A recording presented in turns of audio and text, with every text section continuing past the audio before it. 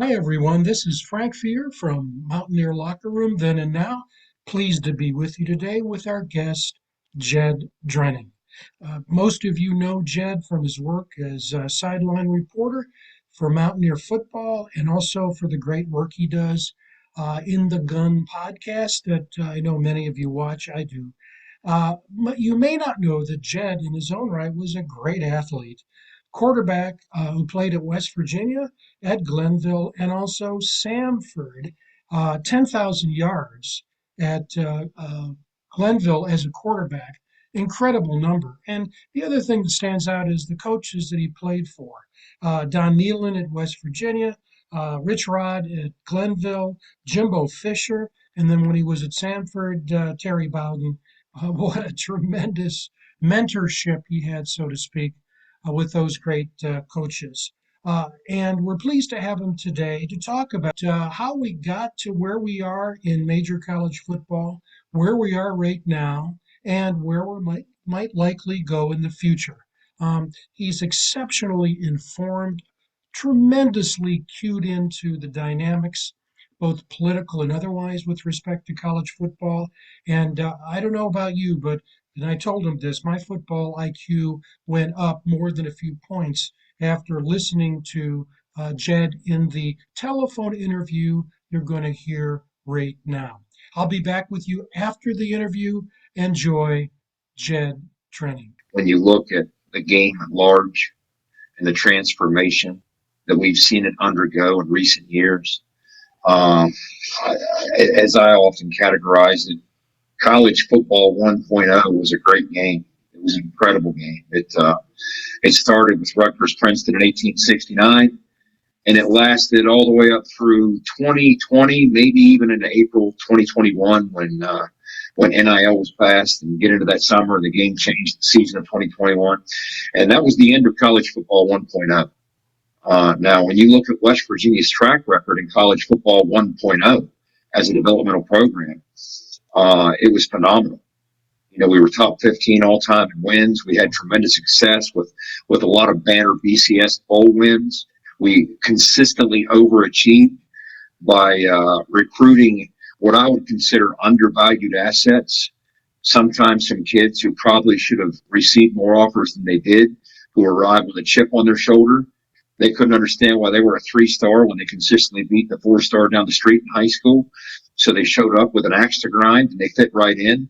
And we would take those kids and for the duration of 4, sometimes 5 years, develop them through, talent development, strength and conditioning, technique, and turn them in oftentimes into NFL players. We've had historically way more than our fair share of NFL players, including a lot of first round picks. So we did that as a developmental program by taking these kids over the course of 4 and 5 years and developing them. Well, that was college football 1.0. And again, I can't state it enough, that's over. We now reside in college football 2.0. And the changes that took place, whether it's the portal, whether it's NIL, whether it's a combination of both those things, they've impacted all programs.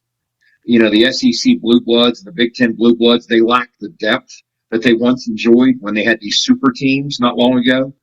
But when you look at developmental programs like West Virginia, it's kind of been a dagger straight to the heart of developmental programs. So we've had to find a way to adjust and pivot, recalibrate, and find our way north in this new reality. And that's what we're trying to do. And one of the positives with it is, as you move out of what has been basically a purely NIL kind of setting, where name, image, likeness, and trusts and collectives were basically the only thing that was driving the engine.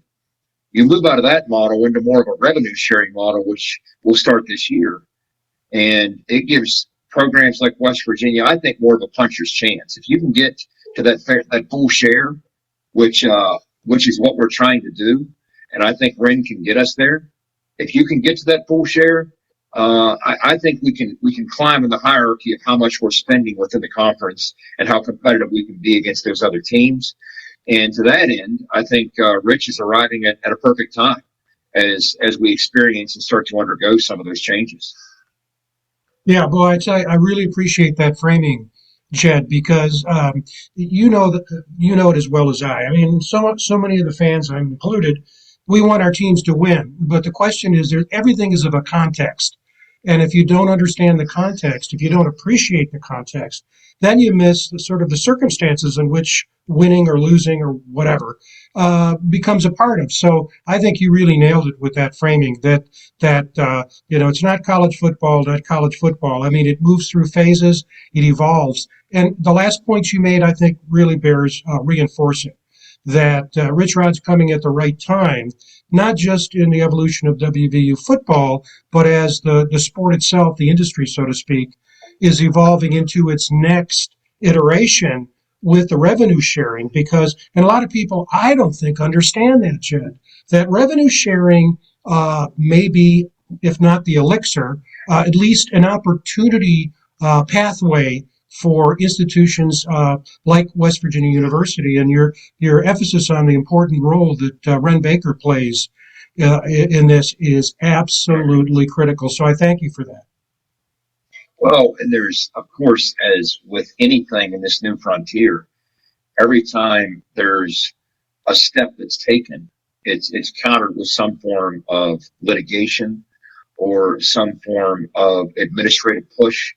And what we've seen here as we move toward the House decision and what that's going to have the new landscape look like starting July 1st, whether it's pushback from the Department of Education saying that, hey, not so fast, Title IX applies to this as well. So even that rev share, which is going to be 22% of the average overall income athletically for your power schools, which is going to be in the ballpark of $20 to $22 million.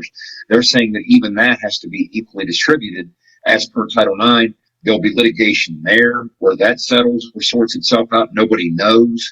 But none of these things are easy steps to take. I mean, in effect, what you had happen was for the better part of 40 years, there was a Supreme Court case in 1984 called the Board of Regents case. And in large measure, people viewed that as the Supreme Court kind of telling the NCAA, hey, we're going to defer to you when it comes to managing amateur athletics. We're going to rule in such a way as to we're going to leave the ball in your court, no pun intended, as to how you handle amateur athletics. And for the next 40 years, at every turn, the NCAA's answer to everything, when it was suggested, hey, maybe you ought to throw the kids a couple extra bucks so their parents can travel to a game, or maybe you ought to supersize some of these scholarships. Maybe you ought to, you're now making not just hundreds of millions, but billions of dollars as an enterprise. Maybe throw the kids a little extra this or a little extra that. And their response every time, uniformly, without exception, was, nope, they got a scholarship and that's enough. Well, I do believe had they extended, a series of olive branches during that 40-year period, we might not have reached the point that we did. But instead, for 40 years, they ruled with an iron fist. And here you come with the Alston case and the Supreme Court, which, I mean, if they're trying to decide if the sky is blue, the Supreme Court can't unilaterally decide on that. They'd rule 5-4 if the sky is blue. Well, this is something they agreed 9-0 against the NCAA, basically saying, who do you think you are? This is America. You can't stop these kids from going these things. So what's happened is there's fear in the next step to take because you don't want antitrust sanctions or penalties slapped on you. So everybody has great ideas. I think we should just do X, Y, or Z. Well, you need to game that through the process and ask yourself, all right, will that result in standing before the Supreme Court and having penalties slapped on me, whatever the case might be? But that's where we're heading. Looks like we're on some level, in some form, heading out of just NIL. NIL will still exist, but it won't be the only impetus behind things. If you do have a rev share model, that will be somewhat of an equalizer, but you'll still have things happening like, for instance, United Airlines. I've heard chatter that they might, as from an NIL standpoint, sponsor the Georgia quarterback room. Okay, that's above and beyond the revenue share that the Georgia roster will get. So you'll still have those types of things. Like I told people before, if you want to understand what NIL is, it's like this. Many have suggested, why don't we just have some kind of salary cap? And that would seem to stabilize and fix this thing. I'm like, well, yes and no. Think of the NFL. The NFL does, in fact, have a salary cap that, changes each year. What's it up to? 230 or 240 million per team, whatever it's at right now. But the NFL is able to, with its salary cap, tell the Kansas City Chiefs two things. First of all, you have to spend at least this amount because we want you to be competitive. We're not going to let you do what the Pittsburgh Pirates do and not spend anything. The NFL forces you to spend enough to be competitive. But on the other side of the spectrum, you can't spend beyond the cap amount. Now, you can pay a guy like Patrick Mahomes whatever you want, but you have to put together your 53-man roster with all of that money within the confines of the cap space you have. There's a limit on that, right? So there's, in effect, a limit on what you can pay Patrick Mahomes. But you know what there's not a limit on? There's not a limit on how much Patrick Mahomes can make from State Farm commercials. That's NIL. Name, image, likeness is the State Farm commercial. And if you want to understand at the college level, that's kind of what you're dealing with. Well, you're right on target. And, the NCAA, so many people want the NCAA to do something. And it's much more complex than that, obviously. And then when they made the leadership change, appointing as president Charlie, came as a governor of Massachusetts, thinking that the pathway is going to be it's going to be through Congress, and we're going to get regulation through Congress. But as you say, I mean. When you look at the various options and you look at what these various entities, what they normally focus on, intercollegiate athletics isn't going to be at the top of the food chain with respect, even though a number of members of Congress, including, Joe Manchin, Tommy Tuberville, a variety of other people got in there. Clearly, congressional federal regulation wasn't going to be the way that it was going to go. Well, there needs to be uniformity. Yeah, that's right. So Charlie Baker petitions, members of the House, members of the Senate.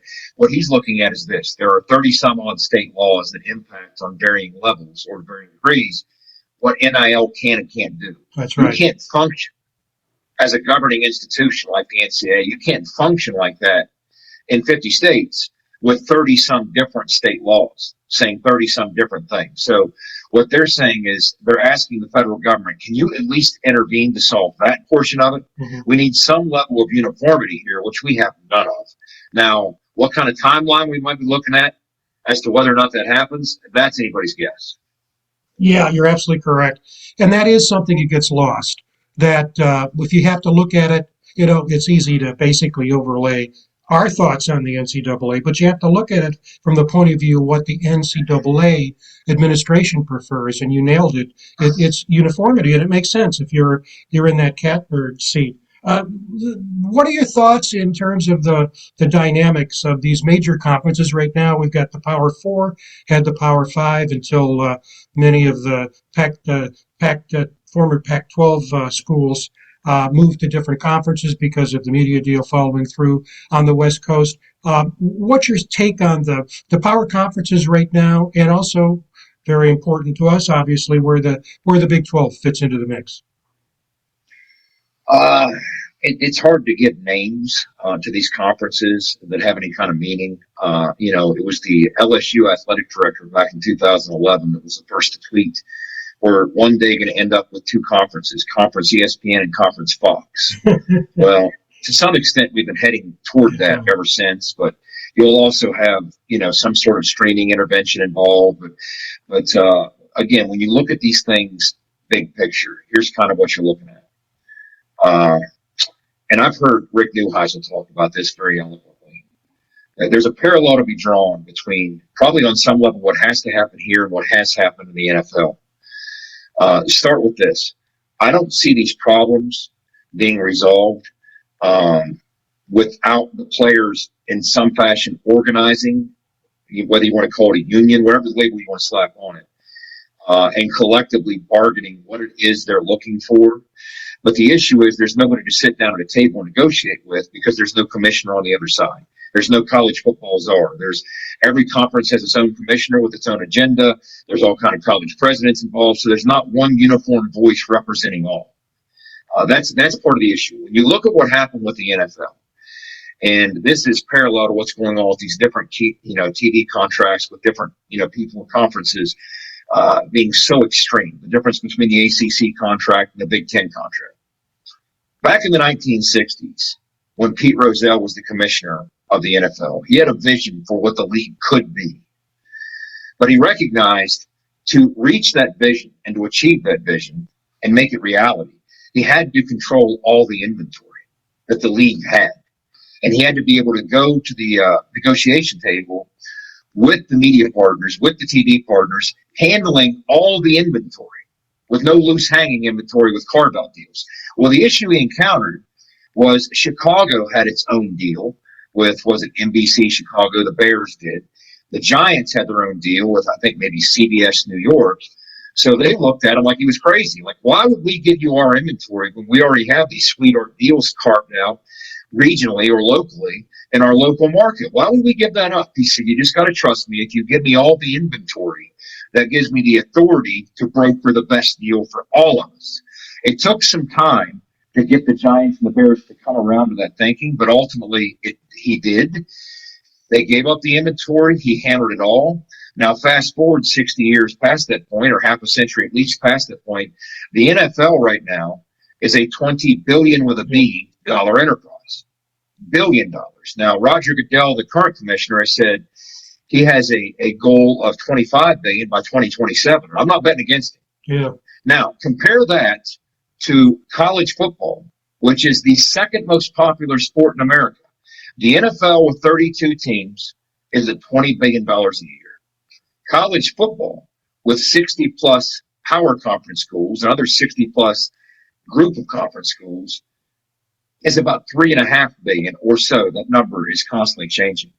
So the feeling is very much that a lot of money is being left on the table as the second most popular sport in America.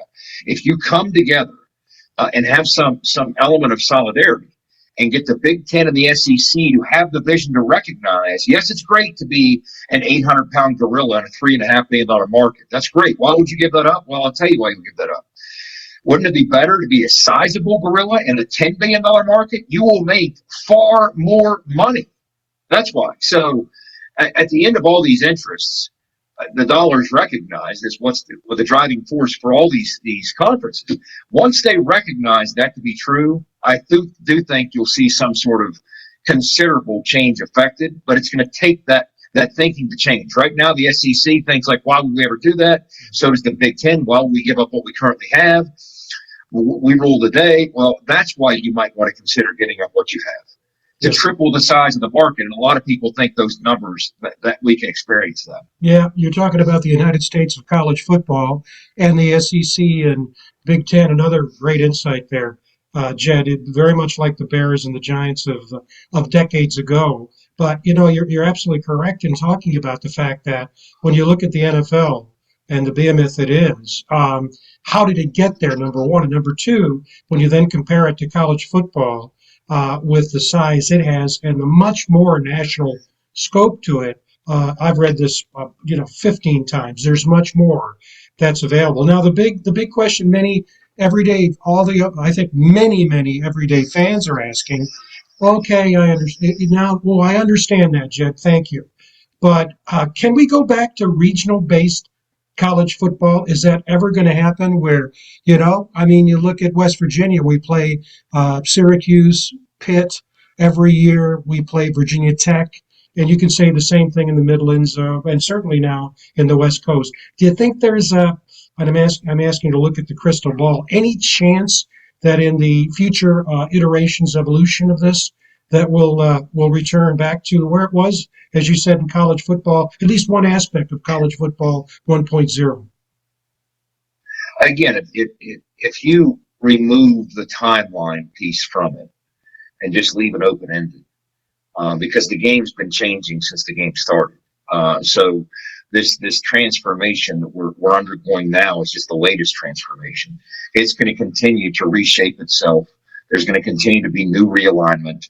I think you're going to see some level of significant change when most of these current media deals start to toll, which will be toward the end of this decade, going into the next decade, outside of the ACC, which by the letter of the law right now, technically on paper, is through 2036.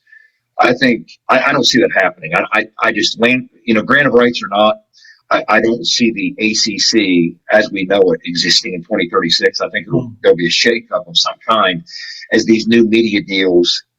Cooler minds will prevail when people recognize the dollar value of working together.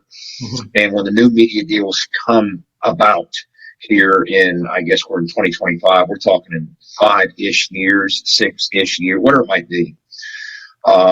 You could have some sort of shakeup. And if you remove the labels ACC and Big 12, and if you start looking at it, if the ACC as we know it is kind of fragmented, what I could see happening, it would make a lot of sense and a lot of dollars, which is why it could happen. What the ACC might consider as scraps, one man's trash is another man's treasure, right? Mm-hmm. A lot of our old Big East counterparts, we could end up in some form of alignment. This is just me guessing, with Virginia Tech and Pitt and Louisville and perhaps Boston College. Who knows? I could see that taking shape at some point down the road for sure, because I don't know if there's room for 4 power conferences. So once they break up and take whatever new shape they're going to take in a handful of years, what's that going to look like? Well, maybe that's where the regional piece of it starts to come back into play. Yeah. And you start to division things out, you start to conference things out. So I could see us with some of our regional counterparts, because right now we've been at somewhat of a disadvantage compared to the rest of the Big 12 in terms of what we feel compelled to do from a non-conference scheduling standpoint. We were the only team in America that for 4 consecutive years scheduled 11 Power 5 schools. No other team in America did that. Not USC, not Notre Dame. Now, why we did that was to offer something to our fans.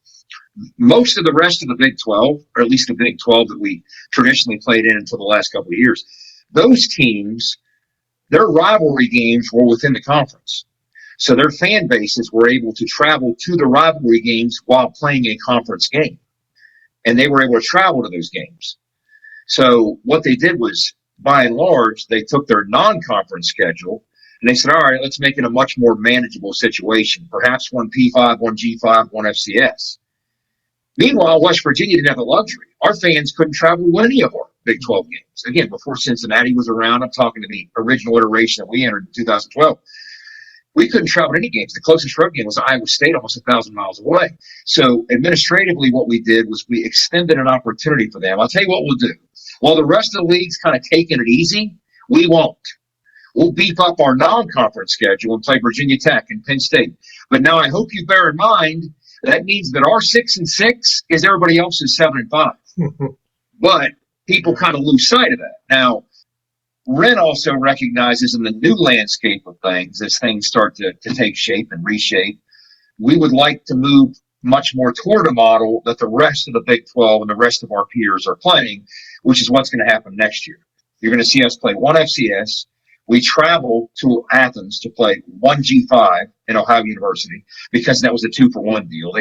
Instead of paying them to come to Morgantown, we go there once. It's a deal that Shane struck years ago, and they come to Morgantown later on twice. And then, of course, we play Pitt in the Brawl. So we're going to have the same non-conference schedule as the rest of the Big 12 in the sense that it's an FCS, a G5, and a P5 instead of 11 Power 5s on our schedule, beating ourselves up. Right? So our fans have an opportunity to watch these regional games that they know and love. So that's what things are moving towards. But I do think at the end of the day, at some point, you're going to see this become somewhat more regional than it currently is. I just don't know what that's going to look like. Yeah, another great set of insights there. Really, when you think about, again, putting things in perspective, we know what's happening, but why, and what does it look like, and just scratching the surface to get to that. And I always tell people, I said, right now we've got competition, uber competition between and among the conferences. Think about that.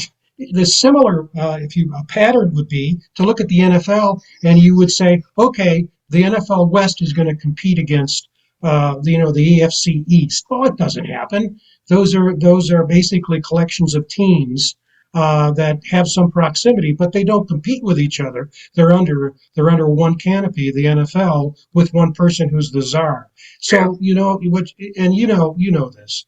These things take time. I'm glad you emphasized that and went back to the evolution of the NFL. It takes the right leader. Pete Rozelle was.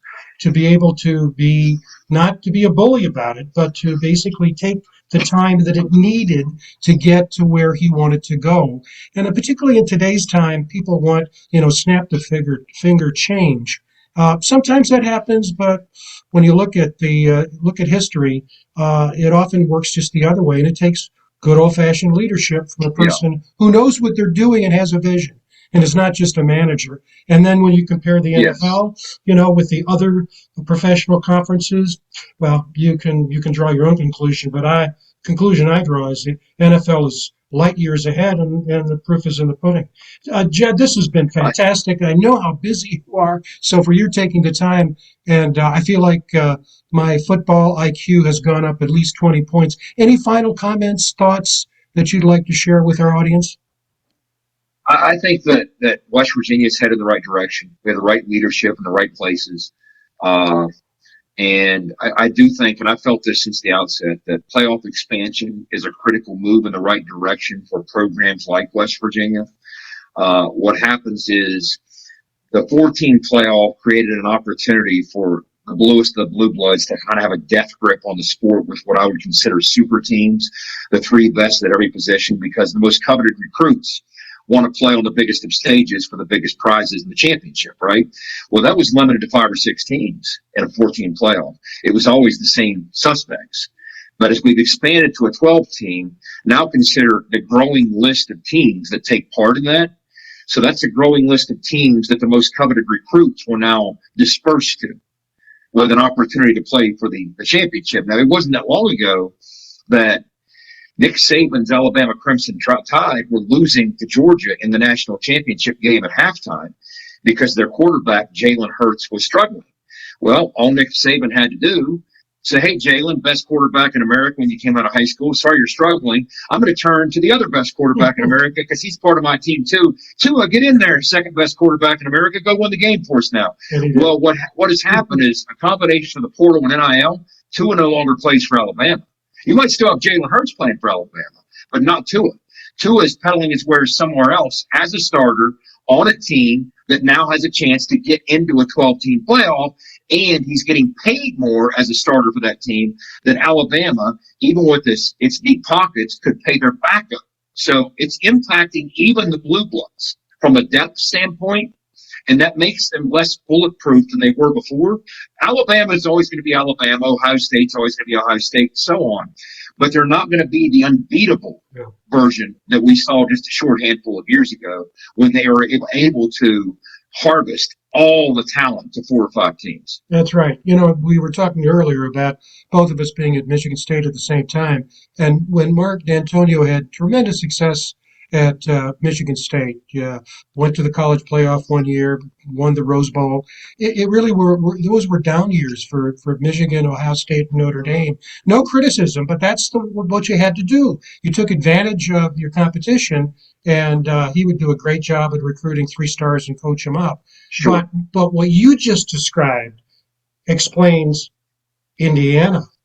Indiana, historically with a losing record, not being a factor in the Big Ten for decades, coming in with a new coach, boom, they not only have success in the Big Ten, they're in the college football playoff. So what you're saying is that opening of that door to more teams is not just a numbers game. It's an opportunity field for teams that otherwise would. Perfect storm. Yeah, exactly. I mean, he said, when Kurt looked at the schedule, even his wife was able to tell him, she's like, hey, but even my wife said we can win 10 games in that schedule, right? Yeah. And he kind of looked at it, and next thing you know, he gets double-digit transfers from JMU to come with him to help introduce the culture. And that, to somewhat, is the template we're going to be trying to follow here at West Virginia with Rich. With some of these Jack State kids coming in, you rebuild your team through the portal. The job that Kurt Signetti and his wife were able to do in leaving James Madison and head to Indiana, take advantage of a schedule that you look at, you think you can win 9 or 10 games with, and then maybe bring some of your own kids with you to help take a shortcut from a culture standpoint. So the rest of the program understands it, but they've done a bang-up job. If that wasn't possible with a 4-team, it is possible with a 12-team. And now he can build his program off that. It's like Bill Snyder used to say, as he was trying to build Kansas State up, he thought introducing divisional play into the Big 12 was tremendous because the Big 12 never had divisions before that. They just had you win the conference or you don't. But the fact that you could win the Big 12 North and hang that banner to show recruits that you were a champion of something, that was a massive stepping stone. So those types of things do matter. Oh, they do. They do. Well, Jed, this has been terrific. Insights galore. You have, as we said at the beginning, such a deep and broad perspective on the game, and not just the current uh, game, but also historically. So thank you so much for taking the time. It was great, and we hope to see you down the line. Appreciate it. Thank you very much. Well, wasn't that something? I mean, I enjoyed every minute of Jed's overview of the football situation then and now, and where he thinks it's going to go in the future. And I know if you're like me, it was educational because it gave you some thoughts maybe you didn't have before, or some points of emphasis that maybe you weren't emphasizing as much. And the thing that I think is so hopeful is that the portrait he painted, I don't think is just pie in the sky, but it really helps us understand there are possibilities where West Virginia can do that pirouette and be competitive. And I think the Indiana situation this past year is a good example of that by increasing the number of teams that participate in the college football playoff, by having the sort of the cap, so to speak, of revenue sharing. There are real possibilities of an increasing number of major college teams being competitive at the highest level of major college football. So this is Frank Fear for my partners Greg Christ and Mickey Plumley. You've been listening to a tape associated with Mountaineer Locker Room Then and Now. We're on every Wednesday night at 7 p.m. with a load of great guests, a number of great guests, former football players and others who have an awful lot to share about WVU football then and now. Till we meet again, this is Frank Fear, wishing you and yours the very best. Take care, everyone.